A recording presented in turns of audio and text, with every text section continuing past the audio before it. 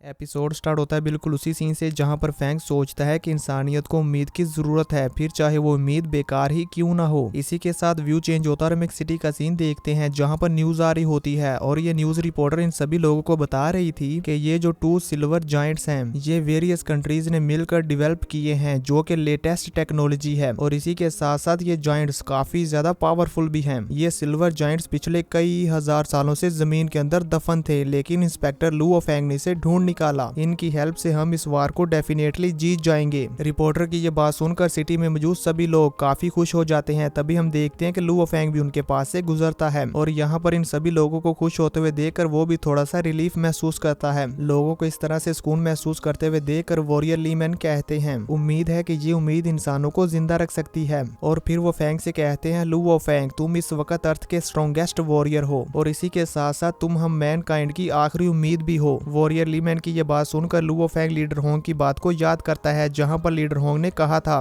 जब तक हमारी सांसें चल रही हैं लड़ाई कभी नहीं रुकती। फैंग अभी ये सोच ही रहा होता है कि तभी वॉरियर लीमैन फिर से कहते हैं लू ओफेंग तुम हमें बैटल में लीड कर सकते हो। ये कहने के बाद वो वहां कुछ देर तक शांत रहते हैं और फिर कहते हैं हैंगजिया बेस सिटी ज्यादा देर तक सरवाइव नहीं कर पाएगा, आप वापस जाकर अपने घर वालों से मिलो, हम एक साथ यहाँ से वापस जाएंगे। ये कहते हुए हम देखते हैं कि इंस्पेक्टर लीमैन लू ओफेंग को उसके घर के सामने ले आते हैं और फिर वो कहते हैं लू ओफेंग वार गॉड पैलिस अपने आखिरी आदमी तक लड़ेगा। यानी कि दोस्तों इंस्पेक्टर लीमैन फैंग को कहते हैं कि कुछ भी हो जाए हम वार को नहीं छोड़ेंगे, फिर चाहे इसमें हम सबकी जान ही क्यों ना चली जाए। वॉरियर लीमैन की ये बात सुनकर फैंग गाड़ी से बाहर आ जाता है और फिर अपने घर की तरफ चला जाता है। अब हमें कुछ देर बाद का सीन दिखाया जाता है जहाँ पर हम देखते हैं कि लू ओफेंग अपने विला के अंदर अपने रूम में टेबल पर बैठा होता है जहाँ पर फैंग सभी सिटीज में हुए डिस्ट्रक्शन के बारे में सोच रहा होता है और फैंग ये सोचकर काफी ज्यादा परेशान हो रहा होता है। साथ ही साथ हम देखते हैं कि फैंग के सामने स्क्रीन पर उन सभी सिटीज में बच जाने वाले लोगों की वीडियोस प्ले हो रही होती हैं जहां पर वो सभी लोग बड़ी ही मुश्किल से अपने आप को बचा रहे होते हैं। फैंग उन सभी को देखकर वहां पर काफी ज्यादा निराश हो जाता है क्योंकि वो यहाँ पर इन सभी लोगों को बचाने के लिए कुछ भी नहीं कर पा रहा होता। फैंग भी यहाँ पर परेशान हो ही रहा होता है कि तभी बुबाता वहां पर आ जाती है और कहती है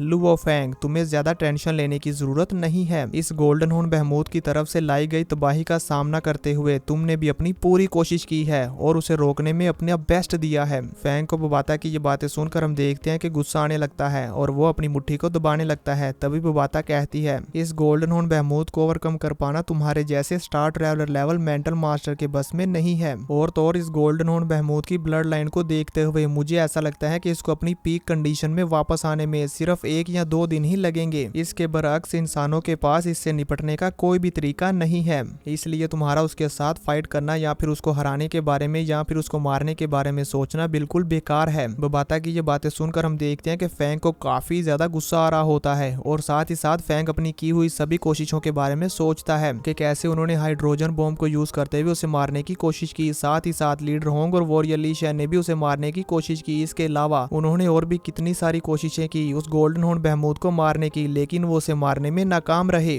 फैंग यहाँ पर यह सब कुछ सोच रहा होता है कि तभी बुबाता उसके पास आ जाती है और कहती है चलो अब इस अर्थ को छोड़ देते हैं। बुबाता की ये बात सुनकर फैंग को झटका लगता है और वो वहाँ पर गुस्से में अपनी आंखें खोलता है जिसे देखकर बुबाता वहाँ पर डर जाती है और पीछे गिरते गिरते बड़ी मुश्किल से अपने आप को संभालती है। अब खुद को संभालने के बाद बुबाता फिर से फैंग के पास आ जाती है और उससे कहती है black dragon mountain X-21 spacecraft फौरी तौर पर रिपेयर किया जा सकता है और ये तुम्हें पूरे यूनिवर्स में कहीं भी ले जा सकता है। बुबाता की ये बात सुनकर फैंग गुस्से में उस पर चिल्लाते हुए कहता है कि तुम मुझे यहाँ से भाग जाने के लिए कह रही हो। बुबाता उसे कहती है नहीं ऐसा नहीं है, मैं तो तुम्हें जिंदा रखना चाहती हूँ इंसानों के लिए अपॉर्चुनिटीज बचाने के लिए। अपनी फैमिली और यू जिनको अपने साथ ले जाओ और एक साथ यहाँ से चले जाओ, इससे तुम अपने आप को भी बचा सकते हो और साथ ही साथ अपनी फैमिली को भी बचा सकते हो। बुबाता की ये बात सुनकर फैंग वहाँ पर गुस्से में खड़ा होते हुए कहता है मैं इससे इनकार करता हूँ। फैंग की ये बात सुनकर बुबाता भी उस पर चिल्लाते हुए कहती है पर क्यों? फैंग मैं फैसला कर चुका हूँ, वार गॉड पैलेस में मौजूद हर एक वॉरियर आखिरी दम तक लड़ेगा। फैंग की ये बात सुनकर बुबाता कहती है लास्ट मूवमेंट, फिर इसके बाद और फिर परेशान होते हुए कहती है अगर तुम मारे गए इंसानियत फिर भी फना हो जाएगी। बुबाता की ये बात सुनकर फैंग उससे कहता है ये हमारा मिशन है। ये कहते हुए वो वहाँ से घूम जाता है और कहता है तुम इसे नहीं समझ पाओगी। बुबाता कहती है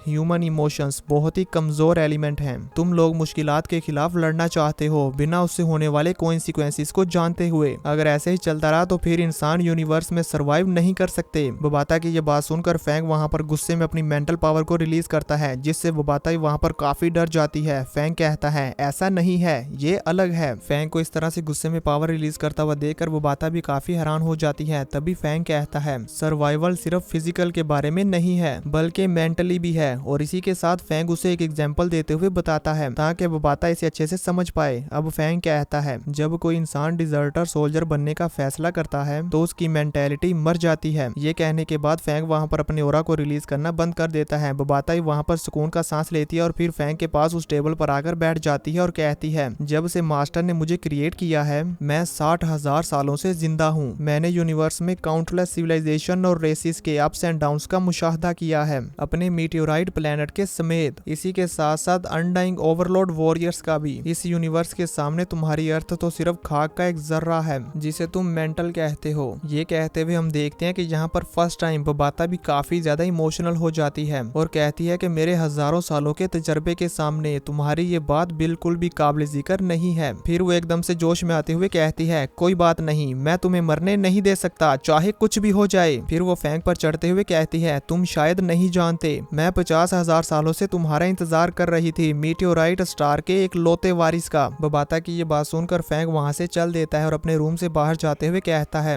मैं जमीन की डस्ट पर डस्ट का सिर्फ एक जर्रा हूँ। ये बोलते हुए फैंग वहाँ से उदास होकर चला जाता है। तभी हम देखते हैं बोबाता को, वो भी यहाँ पर काफी ज्यादा निराश होती है और उदास होकर वहीं पर बैठ जाती है। इसी के साथ ये एपिसोड यहीं पर खत्म हो जाता है।